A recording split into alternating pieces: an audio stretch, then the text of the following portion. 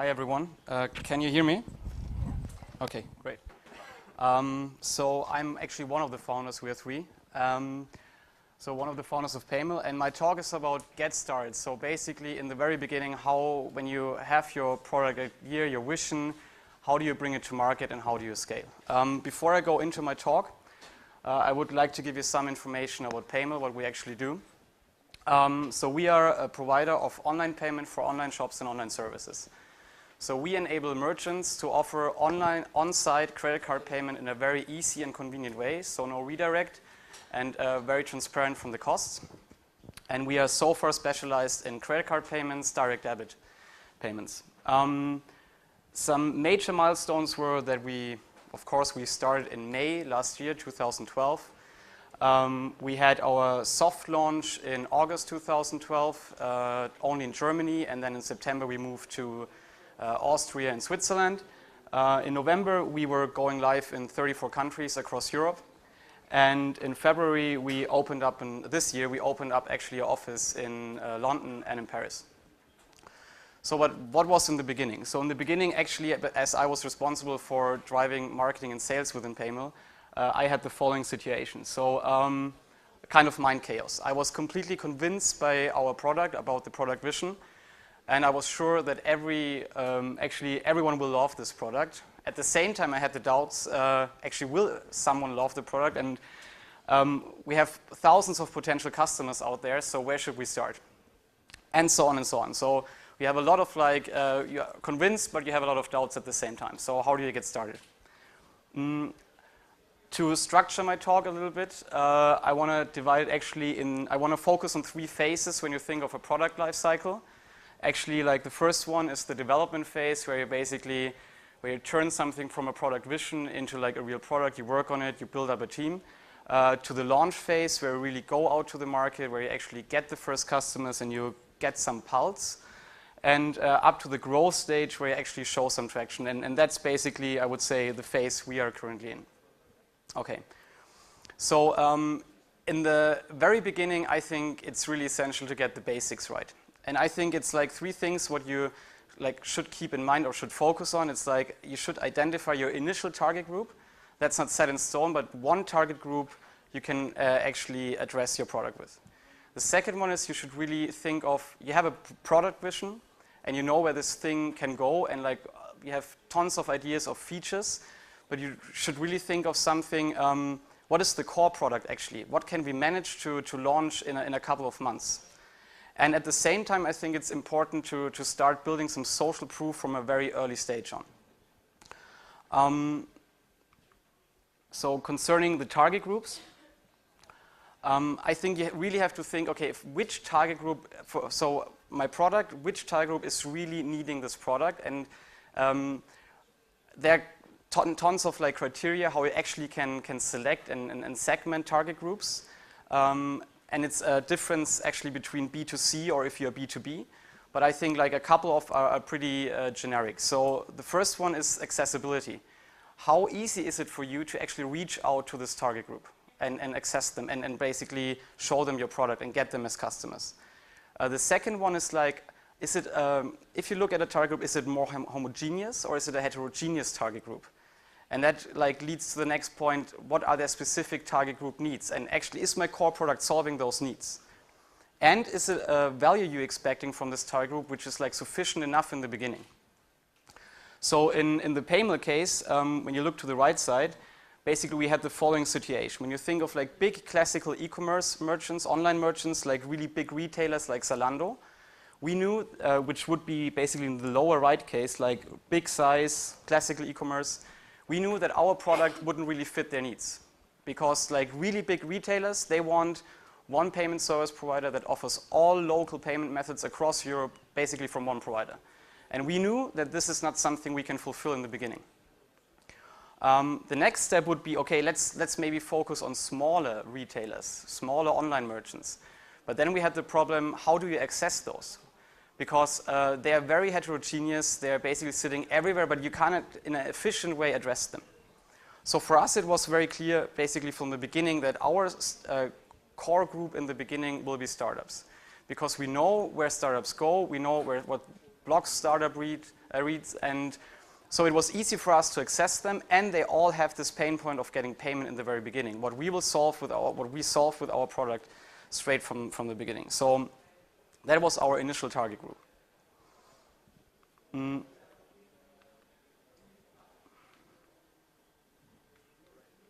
Okay. Now I'm too far. Oh, slide ping pong.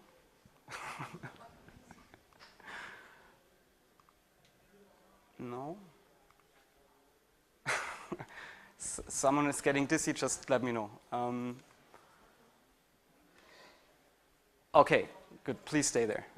So the next step was actually, after understanding which initial target group we can have, is like, okay, what's our core product in the beginning? We had the product vision about online payments and what all features we need to build around this product, but what's really the core product?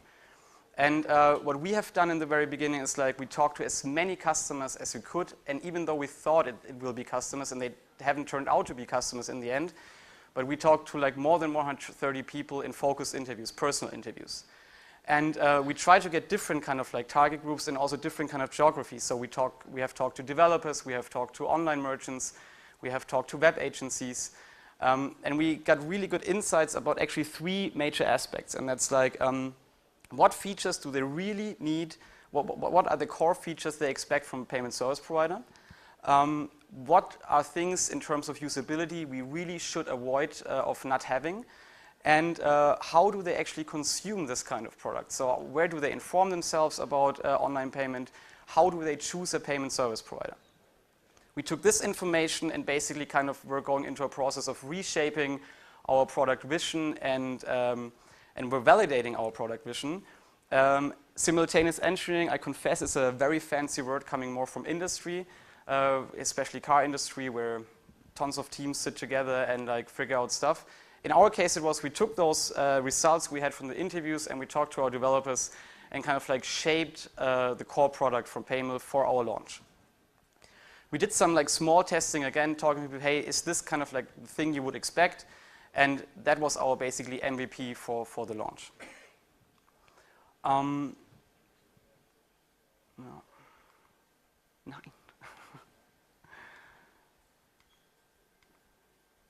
Okay, great. So social proof. That's the third aspect I mentioned, what is important in the beginning. What I think is really important from a very early stage on, that you give your company a face. I think it's really important that people see the people, or like potential customers see the people, the faces behind the company. So I would suggest everyone to have a team section very early on the website and talk to as many people as possible from an early stage and talk about your product, talk about your idea. I don't believe in the super stealth mode approach that, no, it's a super big secret, our business idea, because I think if you have a great business idea, what you think you can turn into a business model, then go out and speak to the people. Additionally, I believe that you should make your company reachable. That means create and build trust by being available. In the very beginning, I think your growth will be not so high that basically you cannot handle like phone calls, for instance, from customers anymore.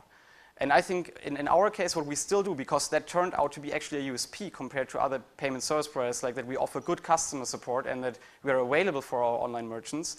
But that's what we did from the very beginning. So we had live chat, we were available via email, and we were available via telephone.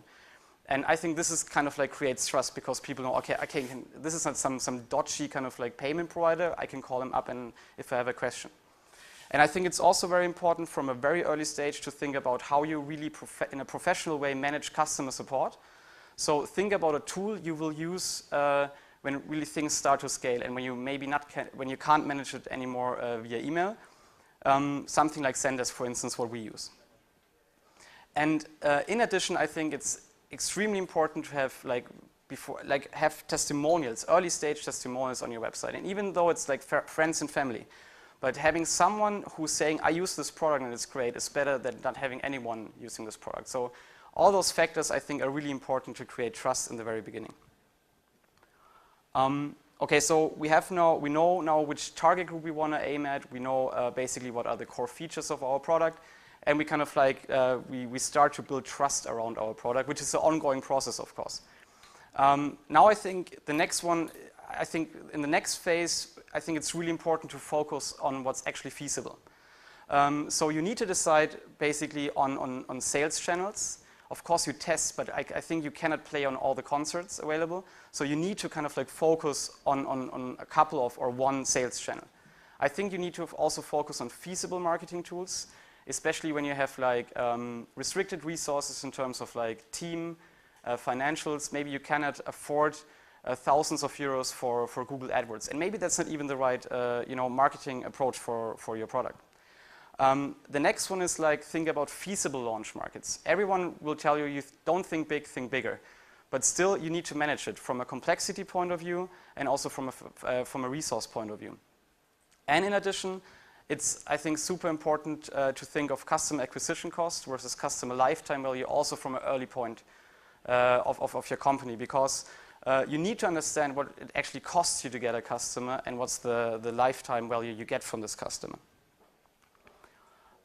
So in our case, or like probably like it's more generic, but I see three different sales channels you can actually approach. You have like something like direct landing, and behind direct landing means people coming to your website triggered by online marketing, PR, word of mouth, events, people you have talked to, and then you need to convert them once they are on your website. Affiliates. In our case, affiliates are web shops, web agencies, and shopping carts, something like Shopify. And direct sales, so approaching key accounts you might want to have, and cold calls, like having a sales army just calling up merchants who don't have online credit card payment yet. During the interviews, actually, we found out that those two are not feasible in our case in the very beginning. The web agencies told us, guys, great product, great idea, but seriously, I cannot recommend you to a customer if you don't have any market traction, if you don't have any testimonials of like a certain magnitude. I said, okay. We approached shopping carts as well. They said, hey guys, great idea, but seriously, not in the beginning. So that channel was actually dead. Direct sales, during the phone calls, we actually found out that cold calls that will take so much effort to convert someone, because when he doesn't have credit card payment yet, there might be a couple of reasons. Maybe it was too expensive, maybe too complicated, and maybe it's too risky for him, for whatever reason. Yeah, but that means you always need to really convince someone in a selling process, in this cold call, and you might not reach the right person in the beginning, the person maybe doesn't have time, so it's a longer sales cycle. So again, for us in the beginning, not really feasible because we couldn't manage it from a team perspective. So basically it came down to, okay, let's focus on direct landing, meaning let's create a word of mouth effect. Let's create great content which is driving people to our website and then convert them. And that's what we did.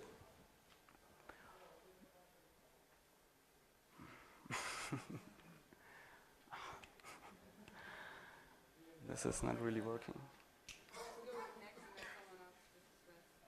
Yeah, that's a good tip. Okay, great. So now it's about finding a feasible marketing tool set for your launch. And I think you don't have to spend a lot of money in the very beginning to kind of like create a certain awareness for your product, if it is a really good product. So what we did is basically we wanted to create some buzz, just buzz around the brand, hey, we are here. So what we did in starting from September on, 2012, we had our own launch events in Germany. And that was not like a big party with like big celebrities. We were going to co-working spaces and we had a couple of beers and we presented our product. And we invited before a couple of people to the event. And we had in Berlin, we had almost 50 people, in Munich 30, in Hamburg we had like 25, and in Cologne also around 20. So we had over 100, we have reached to over 100 people. We had a couple of customers coming out of those events. And we had a lot of people who knew us actually and started to spread the word. So that was the first thing. Then I think launch PR is really important. There are like thousands of blogs. You can reach out and try to kind of like get the news out. That's what we did. And meetups, which are more or less for free, which you have in most of the European cities. We attended a lot of meetups and basically we're just running around in payment t-shirts and started to talk to people. All of those things like more or less almost zero cost without your own time. Then we started to build content, or we tried to build content from an early stage on. That means we had our own blog, and I think that's really important, especially in the B2B sector. that you kind of like connect to people not only by saying, hey, we are the best product, but that you create content around your product which makes sense, that you maybe feature the first customers, that you tell use cases and engage with the community around us. So it's all about creating actually a community around your product. And I think what helped us really a lot was co-marketing, like with befriended startups. And I think this is something you all should do when you kind of like start to launch. You should reach out to people you have talked to, you're maybe friends with, and try to, if you can, get a feature in a newsletter and so on. And so all those things are for free and create the first kind of like traction and will help to boost your brand in the beginning. The next question for us was actually, what are now the feasible markets to go into and to start? So I told that we have like, in November last year, we were available in 34 countries, and in the meantime, we are available in 40 countries, and if you don't count Vatican City, then it's 39 countries. But that doesn't mean that we focus on all those countries with the same effort, which is not possible from a team size and resource size. So we had like certain kind of like parameters we looked at. So one was certainly the gross domestic product, the GDP of certain markets. So is it like an interesting market from the overall size? We looked at cultural and geographical closeness. So that's why, of course, we launched in Germany, Austria, Switzerland, but then the first markets were basically pretty much around it because it was easier to attend events, and then we moved to UK, for instance, because that's from a cultural perspective not so far away. France, for instance, was a little bit more tricky in the beginning. Then we looked at existing competition, and that was actually not so important. That's why you see just one P there, because at that time when we launched, there was not a real competitor who did it in the same way as we did. And for us, it was more like it showed some positives. Actually, it's something positive because we knew that this market is kind of like educated, and you have a certain market readiness. If you have like a couple of big players, but they do it in the old way and not in the way we do it. We looked at product market fit. In our case, that means that certain markets have like a high proportion of like local payment methods. So, and as we didn't offer them in the beginning, it was for us like something to deprioritize, at least in the beginning. For instance, the Netherlands, where I have a really high share of Ideal Pay, and we didn't have it, so it didn't make really sense to put a lot of effort into this market in the beginning. Second, another one was availability of marketing tools. And that means the impact was actually for us, if a market has a good community where we can reach out, a lot of meetups, then this is an aspect of cost efficiency. And this is basically what you have, for instance, in the UK very strong. That's why it was really easy to go to the UK and spread the word there, because you have actually every day in London, you have a meetup, and like you have a really big tech community there. And then we looked at like, okay, where's website traffic coming from? Where do we see pulse and custom requests and responses? And that enables you, of course, when you see a certain pull from a market. For instance, we haven't done anything actively in Israel, but Israel, we had a lot of requests from Israel coming due to a PR news. And so, of course, then you start to focus more on this market. Next one.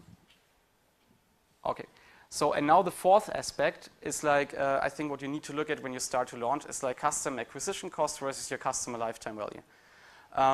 What I mean with customer acquisition cost is basically the combination of general sales and marketing cost and your channel specific cost. So a very easy example would be your online marketing cost, your Google AdWords costs, what you have per customer. And that in comparison to customer lifetime value, so what do I actually earn from a customer and how long is he going to stay with me? And I can just give the advice to look at that from a very early stage, because this will help to kind of like drive your investments in customers in the right direction actually.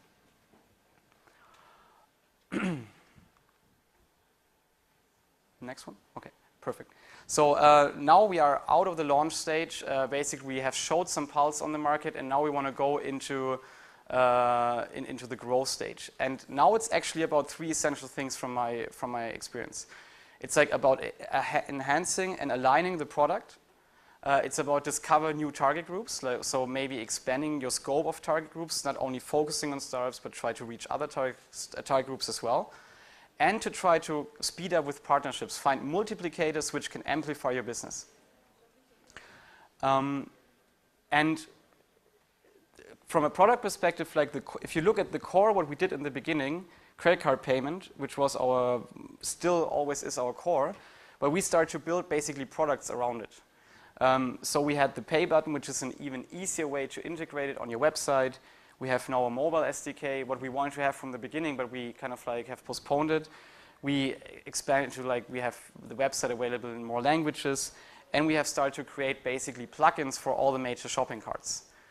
And more stuff to come. And at the same time, you get so much influence from the market outside. So the more customers you have, the more markets you kind of like actively try to penetrate, you get so much feedback from customers what's important for certain markets or for certain target groups. So that's a really viable process.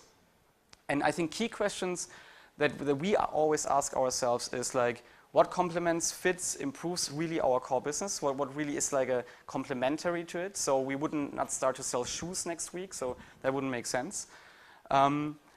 What makes sense with regard to current and future market target group trends? That's really important. So for instance, you see now more and more businesses coming up in the crowdfunding and crowdsourcing business, which is especially from a payment perspective pretty challenging because it's, at least acquiring banks think it's pretty risky. So, but these trends you need to acknowledge. And what's feasible from a timing, competitor, and resource perspective? So one thing is always like the question, can I actually do this with a set team I have and the financial resources I have?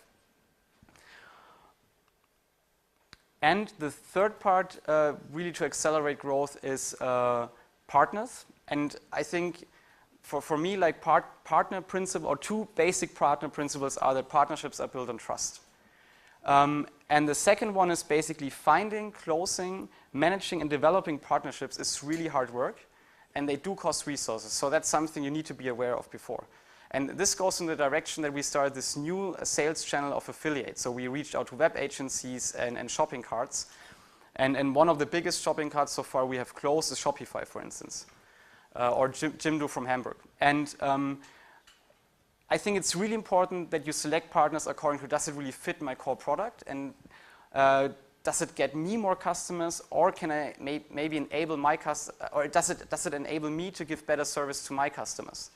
So we have a couple of partnerships, for instance, which don't really drive business to us, but which are really good for our customer base, and that's of course creating value for us as well. Then, especially from a startup perspective, be aware of consequences. As soon as you go into partnerships with like those big experienced players like Shopify, that really means like that you're entering kind of like the next stage of professionalism with your firm, because they expect really certain set processes and a certain responsiveness. So you will feel the change in your company, that you move from pragmatism into professionalism once you enter like those partnerships.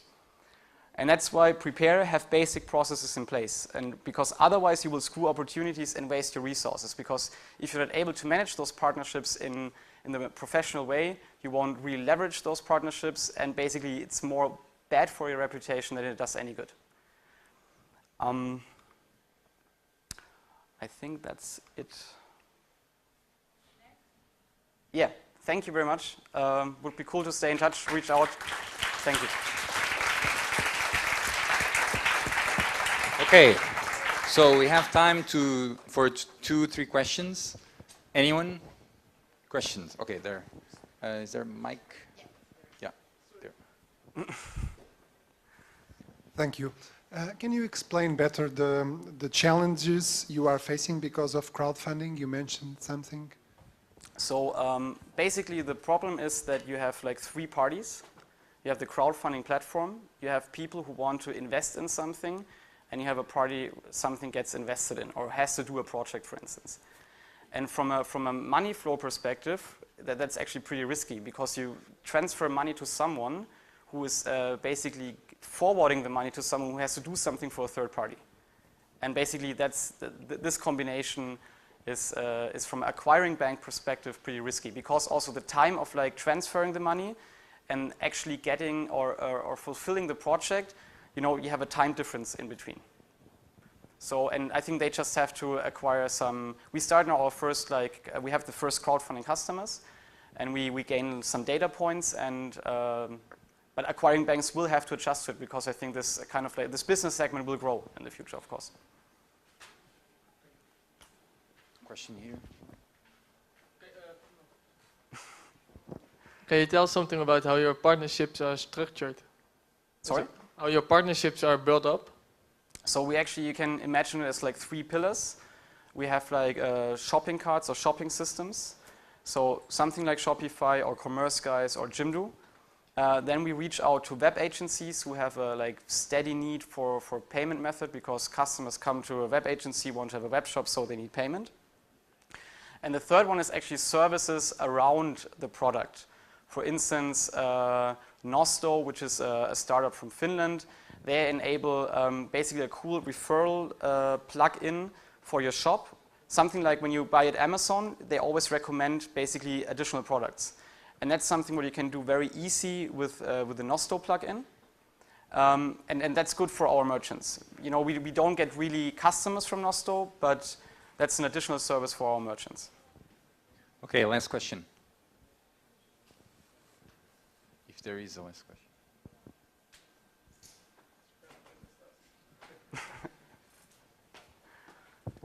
How does the future 2 years look like for Paymail? Sorry? How do the next 2 years look like for Paymail?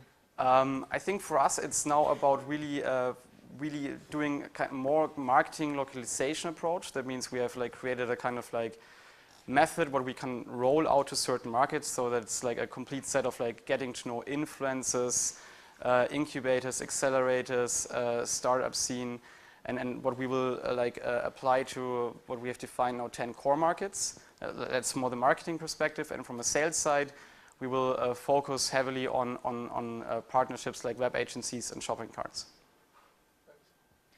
Okay, give a big hand to Jörg. Thank you very much.